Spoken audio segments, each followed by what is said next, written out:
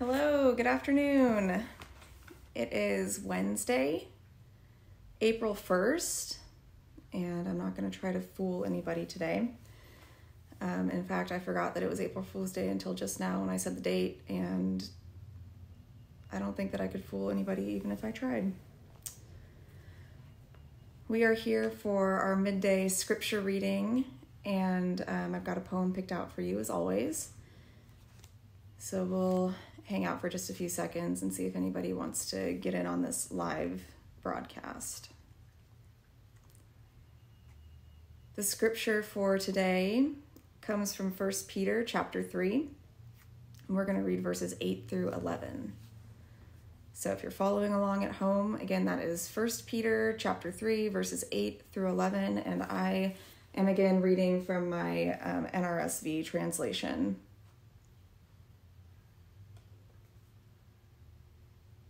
All right, it doesn't look like we have anybody with us, so we'll just go ahead and get started with our reading, and folks can tune in later and watch this after we post it. Starting with chapter 3, verse 8. Finally, all of you have unity of spirit, sympathy, love for one another, a tender heart, and a humble mind. Do not repay evil for evil or abuse for abuser, but on the contrary, repay with a blessing. It is for this that you were called, that you might inherit a blessing. For those who desire life and desire to see good days, let them keep their tongues from evil and their lips from speaking deceit. Let them turn away from evil and do good. Let them seek peace and pursue it. The word of the Lord. Thanks be to God.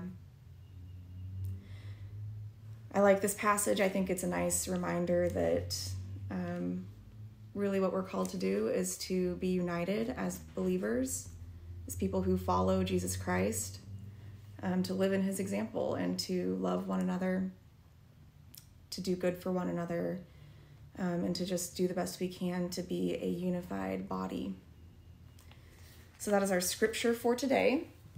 And I'm bringing out a new book for our poem of the day. This is one that I have not visited in a while, but it's got a lot of good stuff in it. It's very thick, as you can see. And this is, in association with the Library of Congress, the Poets Laureate Anthology. And it came out in 2010, so that means that it doesn't have any poems from our Poets Laureate since 2010. But it's still a hefty book that's got a lot of good stuff in it. And today I have chosen a poem from writer Louise Glück. Her last name is spelled G-L-U-C-K, but there's an umlaut over the U, so I might be saying that wrong, and I apologize if I am. But she was our United States Poet Laureate from 2003 to 2004, and she's got several good poems in here. But today I'm going to read her poem titled Nest. A bird was making its nest. In the dream, I watched it closely. In my life, I was trying to be a witness, not a theorist. The place you begin doesn't determine the place you end. The bird took what it found in the yard, its base materials, nervously scanning the bare yard in early spring, in debris by the south wall, pushing a few twigs with its beak. Image of loneliness. The small creature coming up with nothing, then dry twigs, carrying one by one the twigs to the hideout, which is all it was then. It took what there was, the available material. Spirit wasn't enough. And then it wove like the first Penelope, but toward a different end. How did it weave? It weaved carefully but hopelessly, the few twigs with any suppleness, any flexibility, choosing these over the brittle, the recalcitrant. In early spring, late desolation, the bird circled the bare yard, making efforts to survive on what remained to it. It had its task, to imagine the future, steadily flying around, patiently bearing small twigs to the solitude of the exposed tree in the steady coldness of this outside world. It had nothing to build with. I had nothing to build with. It was winter. I couldn't imagine anything but the past. I couldn't even imagine the past if it came to that. And I didn't know how I came here. Everyone else much farther along. I was back at the beginning, at a time in life we can't remember beginnings. The bird collected twigs in the apple tree, relating each addition to existing mass. But when was there suddenly mass? It took what it found after the others were finished. The same materials. Why should it matter to be finished last? The same materials, the same limited good, brown twigs broken and fallen, and in one a length of yellow wool. Then it was spring, and I was inexplicably happy. I knew where I was, on Broadway with my bag of groceries, spring fruit in the stores, first cherries at Formaggio, Forsythia beginning. First I was at peace, then I was contented, satisfied, and then flashes of joy, and the season changed for all of us, of course. And as I peered out, my mind grew sharper, and I remembered accurately the sequence of my responses, my eyes fixing on each thing from the shelter of the hidden self. First, I love it. Then, I can use it. So that's our poem today from Louise Glück. And I liked this poem because it reminds me of the period of life that we're all in right now, where it might be hard to imagine the future. The speaker in this poem talks about how she can't think about the future. And the bird is building a nest, and I think that many of us are building our nests right now. I'd be interested to hear what your nest is looking like and what materials you're using. She also talks about the bird using what it can find, that materials are scarce, and I think that we all are feeling that right now as well.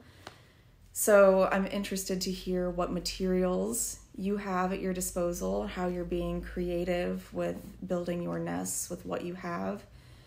And then I'm also interested to hear how you're using this time to prepare for the future and to prepare yourself, body, mind, with supplies for what the world might look like when we come out of this pandemic that we're in right now, when you return to work and when you're able to see your friends and family again. So if you have any thoughts on that you'd like to share, leave those in the comments. I also wanted to mention it is April 1st. It's the beginning of a new month, and I've been seeing lots of suggestions going around online about grocery shopping and the fact that lots of people who rely on